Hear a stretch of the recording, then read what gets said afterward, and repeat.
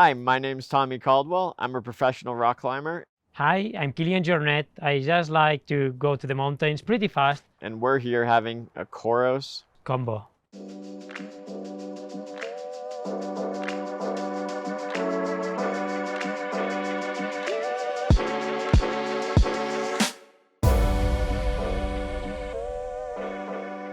Well, I'm super happy to meet you first, like the first time that we met, and it's yeah. Likewise, I don't follow many other sports. I'm not usually like a big sports fan, but I would say your career is an exception to that because I'm fascinated with sort of like the limits of how far we can push ourselves and with endurance.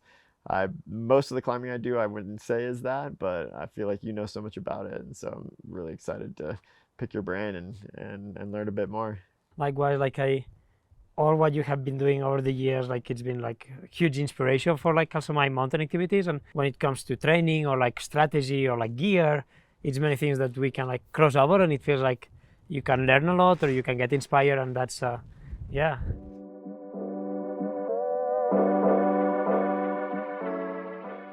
And you're coming right off Hard Rock. You just set the course record a few days ago. How you feeling?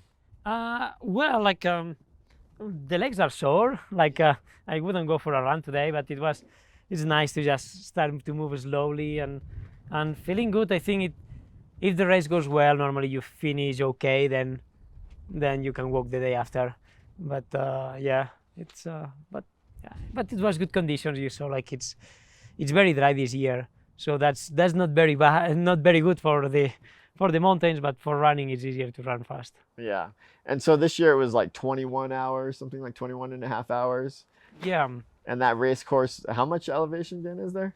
I think it's like 10,000 meters, so that would be like 33,000 feet. Yeah, it's 33. That's so much vert. Like do you race many races that have that much elevation gain? well, 100 miles. Yeah, some races they have that elevation, but especially here in Colorado, what's the difference? Like it's in altitude, so like that's the hard thing. Like that, you climb up to 14,000 feet, and it's that's yeah, that's tough. Like compared to like racing at sea level or that, that's a big difference. I think for you, like you are used to be at elevation, but like for people that coming from sea level or that, like that's the biggest challenge, I would say. So for this race specifically, did you try and like spend some time at elevation before coming here? Not really, because like I arrived just 2 days before the race, and because yeah, I wanted to be like with my kids and just like have time home, and then just was saying, okay, I just travel for the race. But I often don't feel much the altitude up to 14,000, so I was hoping that it was staying that way. Yeah. But how about you? Like acclimatization is never a problem for you because living here, no? I mean, compared to the people I go climbing with, I'm generally pretty good because I Yeah. live at 8,000 feet in elevation, which is pretty high compared to most of my climbing partners. But I still do feel it. Like when I run up the mountains or climb up to 14,000 feet around here, it's 14,000 feet doesn't feel like 8,000 feet. It is quite a difference for me. Yeah, that's for sure. And most of your climbing is never like in high altitude, or you do like I don't go. I've never been to the Himalayas. Yeah, I would say most of my. I don't know why I haven't climbed at high altitude that much. I did a trip with my father to South America, and we climbed up to 21,000 feet when I was young. But almost all of my other climbing has been, in North America, in the Alps, and in Patagonia, and in all those places, the altitude isn't really an issue. yeah, that's a big difference. I would say like one less thing to to worry about. In some ways, like I feel like the Alps are just such a bigger playground for the type of climbing that you like to do, and I guess the type of racing that you like to do. I'm sometimes a little bit surprised that you make the effort to come all the way over here for races. Like, why is that? Or is there something about the racing here that you really enjoy? I think in US and especially in Colorado, racing it's much more about the community compared to like performance or like the hype of the competition itself, and that's something that is very interesting. And especially like hard rock or this kind of races, like it's like you mentioned, the elevation is crazy, and the altitude and all that, it makes it's very wild. Also, like in Europe, like mountains are very populated, so we don't have a lot of wilderness. Like you go to Chamonix, it's like you have in the Alps, like if you walk like for 1 hour, you will hit a village. If you are in the middle of the Rockies and you walk for 1 hour, you will be in the middle of the Rockies. If you walk for 10 hours, you will still be in the middle of the Rockies. So it takes it's very wild, and that's something that it's pretty unique. And so that's probably what it makes me want to come here. But then it's like community. It's a very strong, yeah, it's a strong sense of community in these races, and that's something that is very good compared to more only performance focus when the European races happens. Yeah. Yeah. And are you gonna like rock that big belt buckle from now? Yeah, really love to like have a big bell. Like, yeah, I know, but it's that's part of the culture. Like, it's the yeah.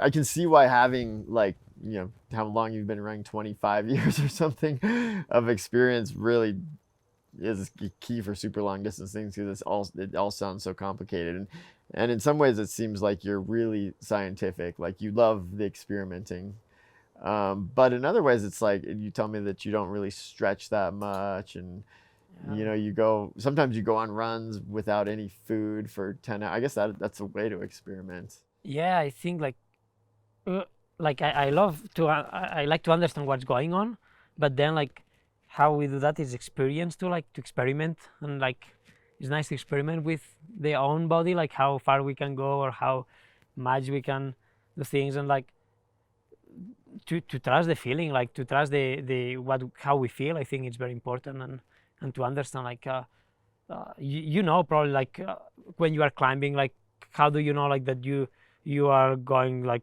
that it's too much like going to make a tendinitis in the fingers. You probably know when it's too much and you can stop just before that. So I think that comes from experience and from testing yourself, and to trust the feeling. Yeah.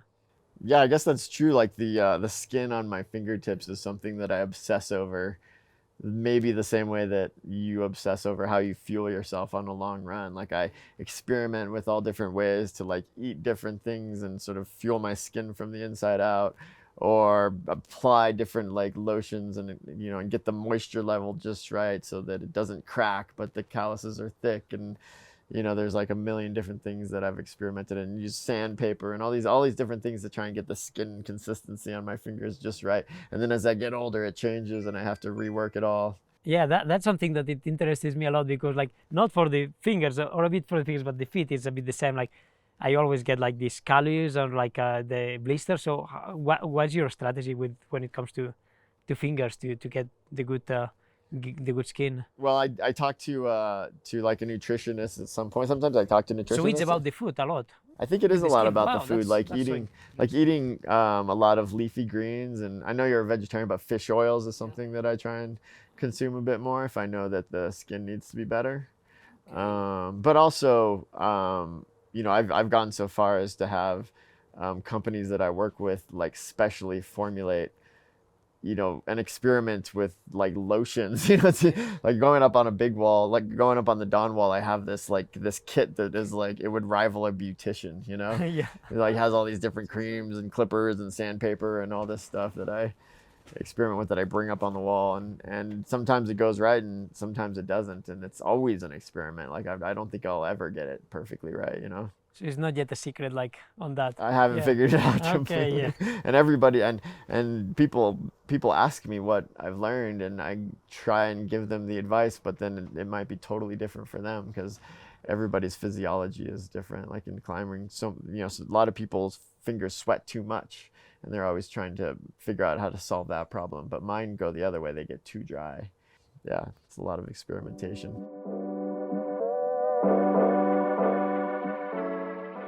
Gear like for climbing, it's pretty important, I would say, no, because you want to go light. Like one thing I've been into in the last couple of years is trying to make a climbing kit that I can kind of run with. I mean, this is one of the reasons I'm so excited to you, because as I've gotten older, I've gotten more and more into the endurance side. It used to just be so much about climbing hard boulder problems and sport climbs, and now I'm trying to link big mountains together. And so for that means trying to get a climbing kit that is absolutely small as possible. And and being able to climb big walls really fast, because the faster you can go, the less gear you have to bring in a lot of ways.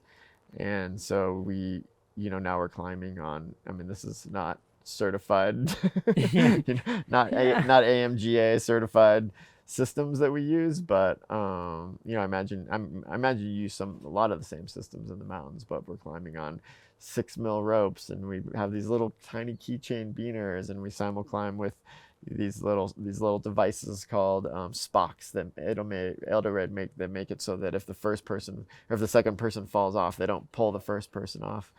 And these little floss harnesses, and so in recent years I've gotten to the point that my kit is like, my gear, like if I take my rope and my rack and everything, it can it can be like it can be like 15-liter pack or something. Yeah. And then when you add clothes and stuff, maybe you need like a 20-liter pack.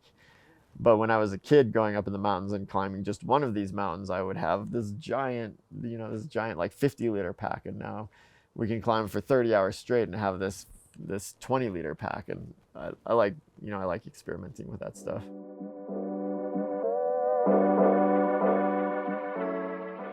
I got a lot of inspiration from climbers like you, who seeing like the techniques when you like climb the nose in 2 hours, or that like how you are managing all the gear, or like when you do the link up, see that like I like to say, okay, yeah, they are like doing this with daisy chain, and then like having the gear that, and then I can use that on my very easy climbs when I'm going to the mountains, or like just say, okay, if I'm going to the mountains and I'm using an Isaacs, but I'm using only the tip, for example, for the ice, maybe I can cut the Isaacs and just use that so you don't need to bring all the whole Isaacs. And I think that's, it's not certified any of that, but it's probably how gear evolves too. Like we need to make all these kind of modifications and try things. Yeah, and I think it's cool that we're borrowing from each other's sports, from different disciplines, and learning from that, because I'm super curious about how you fuel yourself, because I've had it go bad for me, but runners are so experienced in that way. And then it seems like as you get more and more into bigger mountain climbing, or into linking big ridges that are progressively more technical, and you have to protect yourself with ropes, then you look towards the climbers. Yeah, and look like what kind of ropes you are using, or these kind of systems with the blockers, and how to abseil. Like I think like all the techniques of simul abseiling, or like all these kind of things, is something that runners that want to go fast in the mountains, like we can learn so much. But also like I think when it comes to logistics, like because when you do these long link ups that you mentioned, it can be 24 hours, 30 hours, like how you plan all that, I think it's super interesting, like because runners, I think we are very used on like having a race that is organized, and then you just like, okay, you don't need to plan that much. While when you are doing these things, like you need to think about like, okay, what time you start from, the temperature, but also the shade of the rock and that, but also like the gear, the fueling and that's something that it's super interesting to see.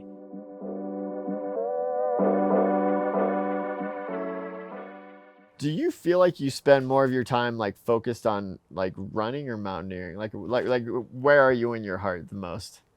I'm a very bad climber. I'm a okay runner and skier, and then like it's trying to figure out like I want to grow with more my climbing, so I'm able to do more things in the mountains. But I think at the end, like to try to have like seeing like mountains is the place I want to be, and then like running, climbing, skiing, or all that, it's kind of tools to access these mountains. I mean, so I see like most of your mountain climbing that I know about is really like light and super fast style of climbing, but you climb Everest, you've climbed these big mountains, which you're still going light and fast, but it's super slow. Like it seems way different. Slow, yeah.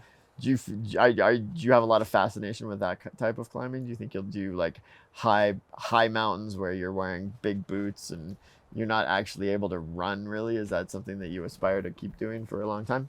Yeah, and I think like especially like that is where it's super interesting for the cross-selling of activities. Yeah. Like when it comes to like high altitude, that okay, we are climbing that way, but maybe if like not only the climb itself, but imagine like why do we need a base camp like that? You need to have like porters that bring a lot of things. If you are fitter, like, and you have a smaller pack, then you can start from the village. And like, how do you climb here? Like when you go to longs, like you start from home and you run, climb, and go back, right? Yeah, I mean, even here in these mountains, there's people that hike to, they hike a few hours up the trail, they camp, they do the climb, they come back, they camp again, and then they come back home, and it becomes like a 3-day excursion. Whereas if you're a bit fitter, you can do it in half a day from home. Yeah. And I guess I didn't realize that was even an option in the Himalayas, except I spent this last weekend with a friend who just came back from Everest, and he told me that the villages, like he just climbed Everest, and he said the villages are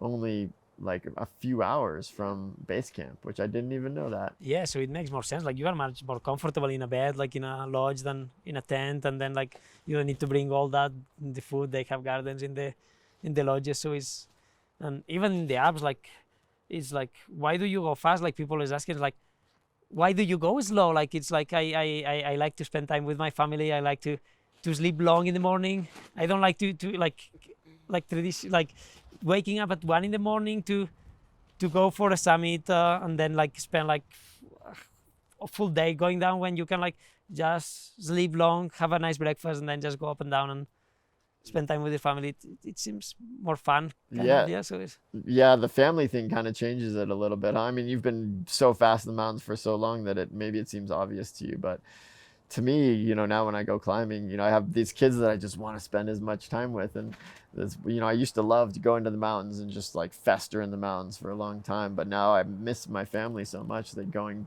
back and forth quickly is kind of key.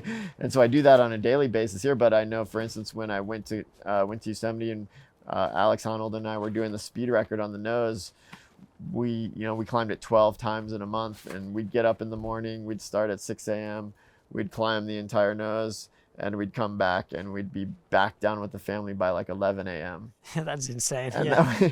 that was so nice to be able to go on a trip like that and feel like I was spending almost the entire trip with my family, but I was just quickly going out and climbing each day, but still doing something. Just climbing a nose every day, every morning, like. Yeah, but still doing something that felt like adventurous and totally fulfilling. And has it changed the perception like of risk taking with kids? Yes, It has. that is the correct. Well, I know that dying is not an option in a way that it didn't feel that way in the same way. But I wondered when I had kids if I would be up on the mountain and feel that very distinctly, like I'd be up there and be like, this isn't worth it, I shouldn't be here. But what I learned is I don't. It feels the same when I'm up on the mountain, and I think that's because I never go after climbs that I think I'm gonna die on. I always, like, in the moment, I'm like, I've got this. It's more when I'm planning the trip ahead of time or thinking about things afterwards that I consider what could potentially have gone wrong. That's when it's more heavy. So I think it's changed the style of trip that I plan. Like I've kind of made these rules. Like I'm not gonna really climb under big seracs, and I stay out of the I stay on solid rock more. I tend to not want to go to places where the rock is really bad, and I don't climb behind other people. Like I used to be more willing to go and climb underneath. If there's more people climbing high on the mountain above me, I'm way more hesitant with that now. But speed helps that too, right? Like if there's a bunch of people on the mountain and you're really fast, you can get up early and get past all of them before they even start moving around. Yeah, that makes sense. Yeah, it's like it felt a bit similar for me, that it's like more when choosing the kind of adventures or the projects, Yeah. that is like taking more care of that. And then like, yeah, in the mountains is like, I think it's important to feel very confident or like very humble and about what you are doing, if you are really capable of it. Like if you are like not, you are pushing probably the limits, but where you know that you can push it, and not in places where you have no control of it. Yeah. That there is like kind of just like flipping a coin. There's like it's not possible anymore. Yeah, like, you don't want to do that. No. Yeah, I mean, there's probably even been climbs in my earlier life where I was like, risking dying is worth it. That's not the case anymore. Yeah. It's never going to be worth it. That's something that I think for many people it's hard to understand, but it happens these moments where you are saying, okay, I'm doing this project, and dying is an option, and I feel okay about it. Yeah. And that's something that it can happen sometimes in your life, and Yeah. you can feel very bad about that afterwards. But at that point, like it feels natural, and that's something that it's kind of troubling, I think, of our sports when you go to the mountains, that we are accepting that. But on another way, it's kind of troubling. Yeah. Yeah, I often think about that idea of dying being worth it is like, in some ways that's admirable, right? Like you're so purely into your activity that it's worth sacrificing everything for. But on the other hand, it seems a little bit like a drug addiction or something. Like we get so addicted to the mountains and so addicted to these sports that we're willing to sacrifice everything. So in one way it's like good, and the other way it's bad. And I have a trouble understanding if it's an addiction I mean, and in a lot of ways in society it's celebrated, right? Like if you're so dedicated to something. But I feel it's the same with like racing cars or these kind of things, that it's people are risking their life on that, and then it's like it's brave or it's stupid. And our activity is a bit the same. Like we're not doing anything productive like climbing a mountain, but it feels like so fulfilling on a way. Like it's I think that's another thing that's maybe gotten me more into wanting to become an endurance athlete and test the limits of physical endurance, because I feel like as a mountain climber, the more you push the limits, the more likely you are to be doing very risky things and potentially die. But if you're just like linking up a bunch of little mountains closer to home, to me, you still get the same fulfillment. Like you're solving that curiosity of like, can I do this? How far can I push myself? But in a way that you're very unlikely to die, yeah. I think. And so I Makes think that is pushing me towards more endurance activities. But then at the same time, I'm like, it kind of destroys my body. As I get a little bit older, I worry if I could keep doing that, you know? I'm just coming off this Achilles injury, and Yeah. I think it's because I tried to become I tore my Achilles tendon 4 months ago, like completely tore it. It had to get sewn back together. And I think it's because I tried to become a runner at the beginning of COVID. And Like on COVID, like we were doing so many stupid things, like people like running a marathon in the kitchen or things like that. It's like that's not healthy. Like it's like the muscles, and we are not used to that. Like, and for me it happened when I was running in the mountains and say, okay, I want to run a bit more on the flat, and then it's like, okay, I can train like 30 hours when I'm running in the mountain, so I will just put this volume and intensity of running on the flat. And after like 4 weeks, I was like, I had injuries all my body. And it's just because like we think that because we are strong during doing one activity, we can just put all this same training into another activity and it will build fast. And it's not like things take time, like to make the muscles, the articulations able to do an activity. It's not shortcuts. Like you need to spend time and just like slowly like grow the load. Like it's like if I'm going climbing and start to do like hangboard every day, like 5 hours, like the tendons will just explode because I'm not used to it. And I think that's the thing. Like we need to learn to be patient, and patience is not very common now. yeah, so you think that's likely why my Achilles tendons blew up, is because Well, you had a big fall, so probably it was more like the fall. Like it's yeah, but they got swollen. They were like big. You could look at my legs and see that they were thicker than they were before, and maybe they were a bit more fragile on that. yeah, way, I think yeah. that's what happened. Yeah. They were more fragile. But you're right. I think I do have a high capacity for output. I know I can push my body really far, but it's always been in this very specific climbing way. And so I try and switch it to running, and I need to realize that it's just going to take longer. I think being like a pro athlete or like pushing these activities, you have a pain curve that it's very high.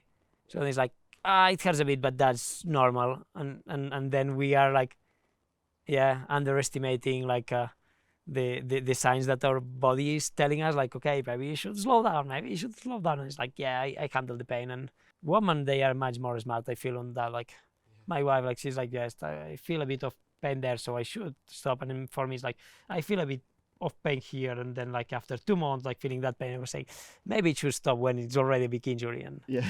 yeah. Yeah, totally.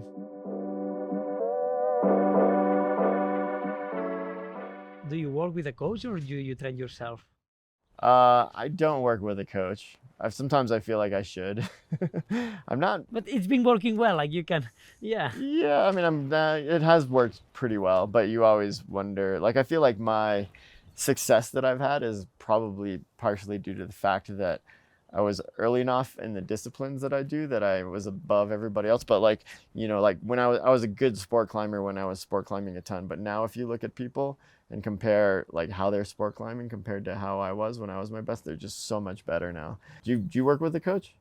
No, I have been like self-trained for like since I was kind of since 17 years old. Yeah. I think it's also like the pressure, like having a coach is like, oh, he do the work or she do the work, and then I just need to follow what they're saying. But another way, like it's you lose part of the experience of like thinking, okay, if I want to do that, I want to improve this way and try to learn and try to. Yeah, I feel like a lot of people have coaches to, partially to get the right information, but also because they feel like they stick to a schedule, and it almost overcomes lack of motivation to have a coach. Like the coach is making you do these certain things, so if you're not motivated, you do them anyways. Um, but motivation generally hasn't been a problem for me. I'm always quite motivated. And then also sometimes when people, I'm not very good at having people tell me what to do. Like if I have a coach tell me to do these things, I'm always thinking to myself like, oh, they don't know me as well as I know me. And so I feel like it should be done this way. And maybe that's not good. I don't know. Maybe I should listen to people giving me advice a little bit more.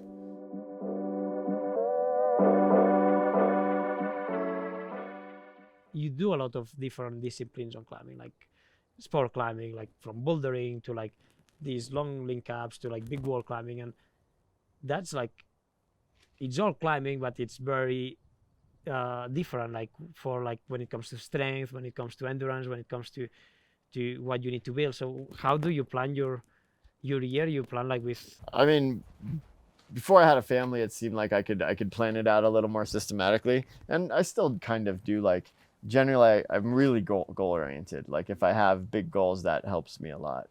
And so all the years I was working on the Dawn Wall were kind of beautiful because I like had this like big, massive goal, and I could always focus on that. And so each summer I would sort of and usually I would spend the best part of climbing on the Dawn Wall in the fall and early winter.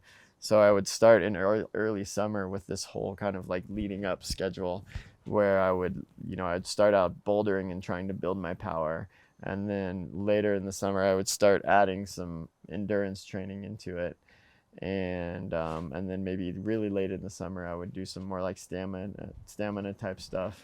And then I would taper right before going to Yosemite. But then even my time in Yosemite would be a pretty long duration. So I would get there and I learned that I would climb on the route a bunch and get the moves back in my mind and in my body. A lot of that very specific climbing is about muscle memory and subtleties, and so you have to climb on it a lot. But then while I was doing that, I would notice that my power would start to decline, and so then I would have to leave Yosemite and do some power training again, so it would come back up. And so it all formats itself differently based on different climbs, but it was really nice to have this goal. Like with COVID, I haven't had goals in the same way, and I miss it. Like I feel like I need something now, like I need to have some focal point that keeps me that I kind of format my life around. I feel like that's when I thrive the best.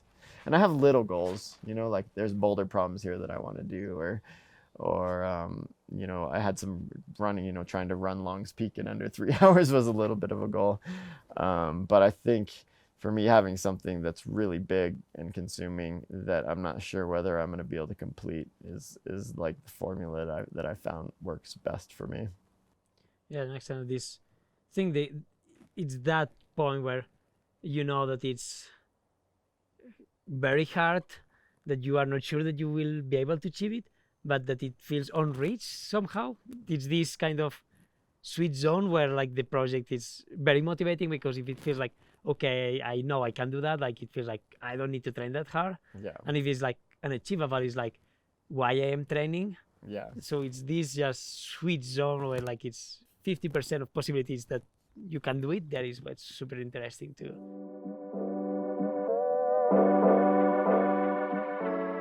When you are climbing the down wall, like it felt like it was like so many days like on the route, and you were mentioning that the power was going down, and how were the days there, like, because you needed to rest for saving the power for doing the climbing, but how could you like recover and not only physically but also mentally to get like prepared for trying again and trying again. I mean, what we ended up doing on the Donwall is being up there for 17 days, like we actually, most of our time we just were spent, we would only climb for like 4 hours a day. And the rest of the time we would spend just like sitting in the portaledge waiting. Although, I mean, part of it was like our skin wearing out. Like if we climbed too much in a day, our skin would wear out. But also it was so sunny most of the day that we just had to wait for it to get dark or go in the shade. Like to make the goal like still like super appetizing, even like if it's like a lot of like not failure but like that, yeah, you cannot achieve it when you want it. Yeah, failure's fair. I mean, Yeah. I mean that was such a long project that I went through so many ebbs and flows in it. And like for a bunch of years I was like, I'm going to, hopefully if I have a chance to do that, it's going to happen within this season. And so I'd go there and I would try really hard and I would completely trash myself, and then the season would come to a close and I would feel pretty demoralized because I was like, I failed. And then after several years I started to realize that even if I never succeeded, it was worth it. But I still thought there was a chance of success. But I loved how I formatted my life. I love how I spent half the year training for that specific time in Yosemite. And so just the fact that it got me motivated and thoughtful about my training and improving and always testing my limits, I was like, that's a reason enough to do this. And if I never end up climbing the Donwall specifically, it'll make me it makes me very happy to be working on it, and it will lead me to a lot more knowledge that might help me do other things. So it really became about the journey and not the end point for a long time. But then I was really happy in the end that it did come around and we figured out how to succeed. Yeah, I really think that many times we focus too much on the goal, on the success of the goal, and not on the process and what makes sense. Like I think many young athletes, it's like think about the pleasure of the process and not about the achieving the goal, and that's what makes sense. And then to achieve goals you need to just trust in the process and like enjoy the process. So what's next for you? During COVID, I haven't had like very distinct climbing goals the way that I have in a while, and I kind of miss that. So I'm definitely open to this idea of like having a big project come into my life right now, but I don't quite have it figured out what it's going to be. But I do feel like I want to combine more aspects of sports and explore endurance activities a little bit more, but maybe like over multiple days. Like I romanticize about big bike tours where I go from like Alaska all the way down to, maybe even South America and climb all the mountains along the way. So, like big adventures like that are probably somewhere in my future. I don't know when they're going to happen exactly, but I also want to make it about more than just me in some ways. Like I've spent so many years just exploring my own limits and coming up with my own goals, and I've sort of gotten involved in climate change activism, and so I'm trying to find that sweet spot where I can still have the adventure but also make people aware of the changing world and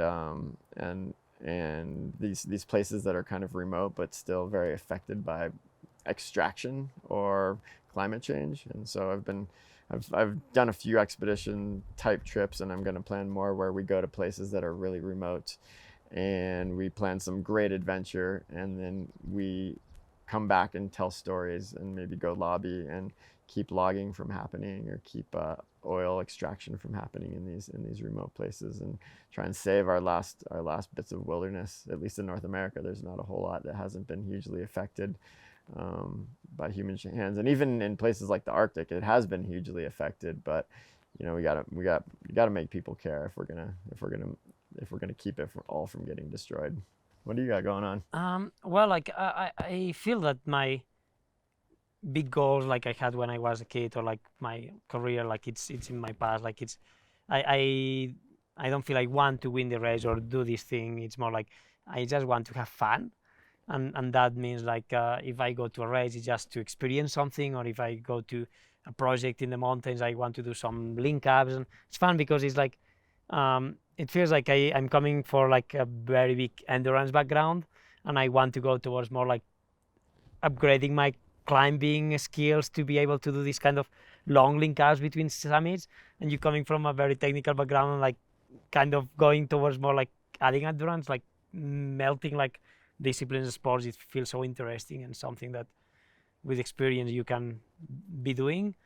And yeah, I think that's where I kind of picture myself. And as you mentioned, like bringing back like we are not like kids like starting the career. We are like kind of we can receive so much and giving back to new generations, and as you mentioned, to preserving these beautiful landscapes. It's a big part of yeah, what I also want to do. But at the end of the day, it's just like I don't feel like retirement is something that it will ever exist, because it's just like, why, like you love to do that. It's just like you see these old people like 80 years old like going climbing in the mountains or like going training every day. It's like, oh, that's my end goal, like just to be able to do it, just to be able to have my age shining when like every day like of the life, just to be able to go out and to enjoy the mountains, to enjoy the outdoors. Yeah, that's cool. That's when you know you're doing the right thing. I feel exactly the same way. Like I want to be doing this as long as I can. I'd love to drop dead in the mountains one day, you know? From old age though, you know. Nice. Well, cool. Yeah. Well, looks like a storm Yeah. is coming. Maybe we It's should coming, yeah. We should go. get out of here. Go in before. That was super fun though. Yeah. Yeah. It was Great to meet nice. you. Yeah. Maybe we should try and Pleasure. team up for something.